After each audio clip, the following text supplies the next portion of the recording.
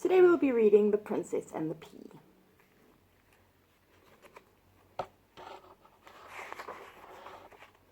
A long time ago in a far-off land lived a handsome prince.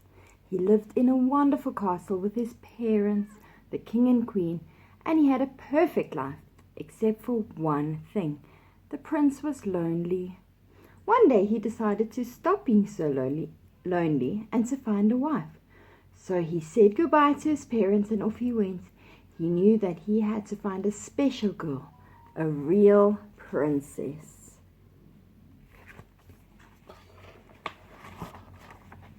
Over the hills and through the valleys, the prince went searching for his princess. He would not give up until he had found the right girl. He met many girls on his travel. Some were short, others were tall, some were dark, others were fair, but none of them was right.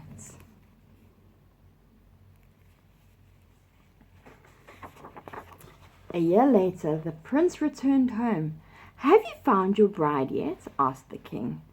"No, father," he answered sadly. "I have met lots of princesses, but not a true princess." A few weeks later, there was a dreadful storm across the land. The rain beat against the windows, and the lightning streaks crossed the black sky.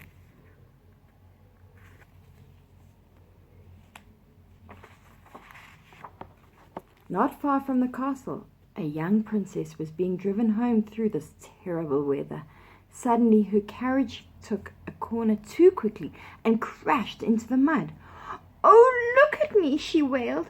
"What a mess!"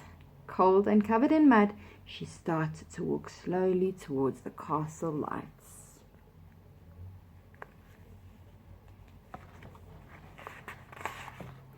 Soon she arrived outside the enormous castle doors. "Perhaps there will be someone kind in there who will help me," she said to herself. Bravely, she knocked twice upon the door. Who could that be out in the dreadful weather, thought the old servant. He hobbled to the door and opened it. When he saw the mud-covered girl before him, he immediately asked her in.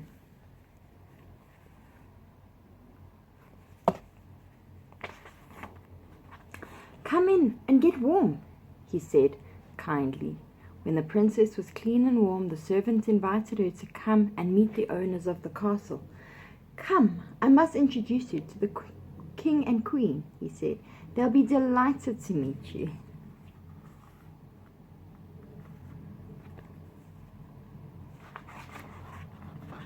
When the young girl saw the queen, she felt extremely shy. "Your Majesty, could I shelter here for the night?" she asked in a small voice. "My father, the King of Moldova, will reward you well for your kindness," she added quickly. "So you are a princess, are you?" asked the queen. Her voice was full of suspicion, for they had met many girls who pretended to be princesses, but who were not. "I'll get the truth, though," she thought.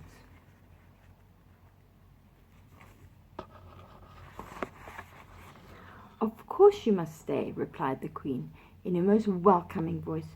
"You are just in time for supper anyway." The delighted girl followed the queen gratefully into the huge banquet room. The handsome prince was sitting and eating at the enormous table. "Let me introduce you to our son," said the queen proudly. The prince smiled and sat down and was soon chatting and laughing with the young prince.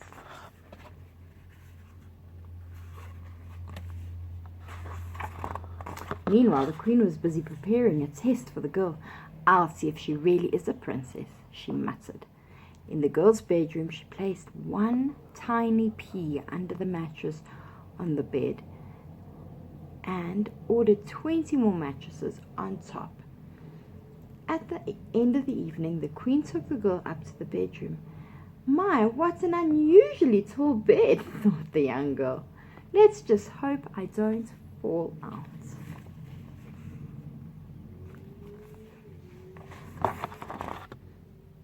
The next morning, the queen asked the girl how she had slept. "Well, I don't want to appear rude," she replied, "but to be honest, the bed was very uncomfortable, with something very hard in the middle," she said. Wonderful, shouted the queen in delight. Do you know what it means? She is truly a princess, for only a real princess would be able to feel such a tiny pea through quite so many mattresses.